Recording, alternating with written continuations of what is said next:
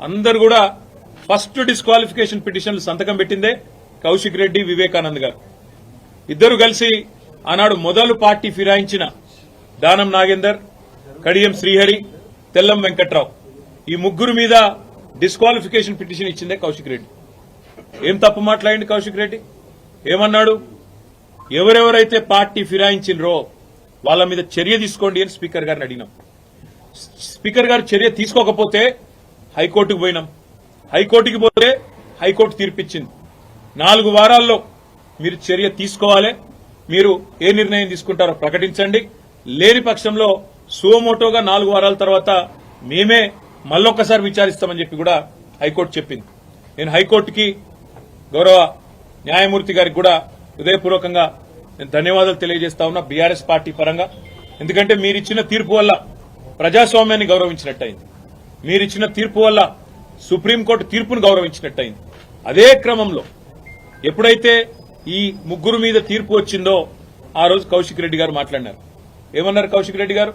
దమ్ముంటే రాజీనామా చేయండి, ప్రజాక్షేత్రంలోకి రండి, ప్రజాస్వామ్యం మీద నమ్మకం ఉంటే ముఖ్యమంత్రి రాహుల్ గాంధీ దమ్ముంటే రాండ్రి, ఈ 10 మందితో రాజీనామాలు చేపియండి, మీరు వెంటనే ప్రజాక్షేత్రంలో ఎవరి బలం ఏందో తేల్చుకుందామని అన్నాడు.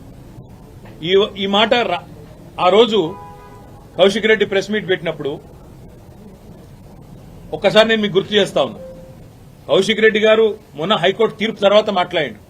కానీ ఆనాడు రేవంత్ రెడ్డి గారు ఆ రోజు ప్రతిపక్షంలో ఉన్నప్పుడు, పీసీసీ అధ్యక్షుడు ఉన్నప్పుడు పార్టీ మారిన ఎమ్మెల్యేల మీద ఏం మాట్లాడిండో ఒకసారి గుర్తు తెచ్చుకోమని అని చెప్పింది రేవంత్ రెడ్డి. పార్టీ ఫిరాయించిన ఎమ్మెల్యేలను రాళ్లతో కొట్టి చంపమన్నాడు, సావుడప్పు కొట్టిపిస్తా అన్నాడు. పార్టీ ఫిరాయించిన ఎమ్మెల్యేలను ఉరిదీయాలే అని మాట్లాడినాడు రేవంత్ రెడ్డి. మరి ఆయన మాట్లాడిన మాటల ముందు మా పార్టీ తరఫున మాట్లాడిన నాయకులు ఎవరు కూడా ఆయన మాట్లాడినంత అసహ్యంగా, అంత చండాలంగా ఎవరు కూడా మాట్లాడలేదు.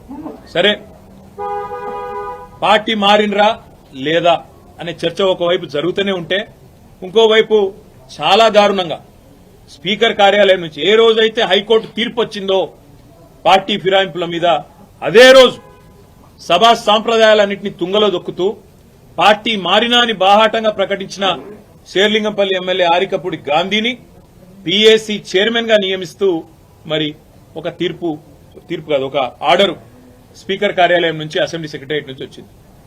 దాని తర్వాత సహజంగానే హైకోర్టును బేఖాతరు చేస్తూ, సుప్రీంకోర్టు తీర్పును బేఖాతరు చేస్తూ, రాజ్యాంగ విలువలకు, అసెంబ్లీ సాంప్రదాయాలకు, పార్లమెంటరీ పద్దతులకు అన్నిటికీ తిలోదకాలిస్తూ ఇదేం పద్దతి, అసలు ఆయన ఏ పార్టీలో ఉన్నాడు అని మా వాళ్ళు అడిగినారు. అయితే ఎంత విచిత్రమైన పరిస్థితి అంటే ఈరోజు రాష్ట్రంలో, మొన్ననేమో నేను మారిన పార్టీ కాంగ్రెస్ పార్టీ విధానాలు నచ్చి మారినా అని చెప్పిన ఎమ్మెల్యే నిన్న మొన్నటి నుంచి నేను బీఆర్ఎస్ పార్టీలోనే ఉన్నా, నేను ఎక్కడికి పోలే, 10 మంది ఇక మాకు తప్పది పదవి గండం పోయితుంది మా పదవి అని చెప్పి కొత్త రాగం ఎత్తుకున్నారు. దాన్ని మా సోదరుడు ప్రశ్నిస్తే ఆయన ఇంటి మీదకి పోలీస్ ఎస్కార్ట్ పెట్టి డీసీపీలు, అడిషనల్ డీసీపీలు, ఏసీపీలు, సీఐలు ఒక గేటెడ్ కమ్యూనిటీ లోపలికి ఒక 50-100 మంది గూండాగాలు చొచ్చుకొని వచ్చి ఇవాళ ఒక ఎమ్మెల్యే ఇంటి మీద దాడి చేసే పరిస్థితి ఇప్పుడే మేము చూసినాం. ఎమ్మెల్యే గారి ఇంటి మీద దాడి చేయడమే కాదు, వారి ఇంట్లో ఉండే పెద్దలు, వారి తల్లిదండ్రులు వచ్చినప్పుడు కానీ లేదా వారి మామగారు వచ్చినప్పుడు కానీ ఉండే రూమ్, ఆ రూమ్ మీద మొత్తం అద్దాలు బలగొట్టిండ్రు. అందులో ఉన్న పెద్దలకు ఏమైనా అయ్యింటే, ఏమైనా జరిగింటే, జరగకూడదు ఏమైనా జరిగింటే ఎవడు బాధ్యుడు? రేవంత్ రెడ్డా, లేకపోతే ఇక్కడ దాడి చేయడానికి వచ్చిన ఆరికపూడి గాంధీ? ఈ రకమైన గూండాగిరి, ఈ రకమైన దౌర్భాగ్యం హైదరాబాద్ 10 ఏళ్లలో ఎన్నడూ లేదు. ఒక ఎమ్మెల్యే ఇంటి మీదనే దాడి, అది ఒక ఎమ్మెల్యే ఇంటి మీదకి దాడికి వస్తుంటే ఫ్యాక్షన్ సినిమాల్లో చూపెట్టినట్టు కార్లకెళ్లి బయటికి ఏలాడుకుంటా 20 బండ్లు పెట్టుకుని లైవ్ పెట్టుకుంటా ఆడికెళ్లి ఇటు దాకా పోలీస్ ఎస్కాట్ లో వచ్చిరంటే చేతగాని ఒక హోంమంత్రి, చేతగాని ముఖ్యమంత్రి ఈరోజు రాష్ట్రానికి ఉండడం వల్లనే ఈ దౌర్భాగ్యం దాపురించింది. అసలు రేవంత్ రెడ్డి నేను అడుగుతా ఉన్నా, నువ్వు ముఖ్యమంత్రివేనా? అసలు నీకు అర్హత ఉందా? ఇవాళ హైదరాబాద్ లో నడి వీధిలో ఈ రకమైన గూండాగిరి చేస్తే రేపు జరగకూడదు ఏమైనా జరిగితే ఎవడు బాధ్యుడు? నువ్వా, నీ ప్రభుత్వమా, నీ డీజీపా, ఎవరు తీసుకుంటారని నేను అడుగుతా ఉన్నా. ఇంత దుర్మార్గమా? నీకు కనీసం హైదరాబాద్ లో లా అండ్ ఆర్డర్ కంట్రోల్ చేసే ముఖం లేదు. పేపర్లు రాస్తున్నాయి, మన ఆంధ్రజ్యోతి రాసింది 30 రోజుల్లో 28 మర్డర్లు.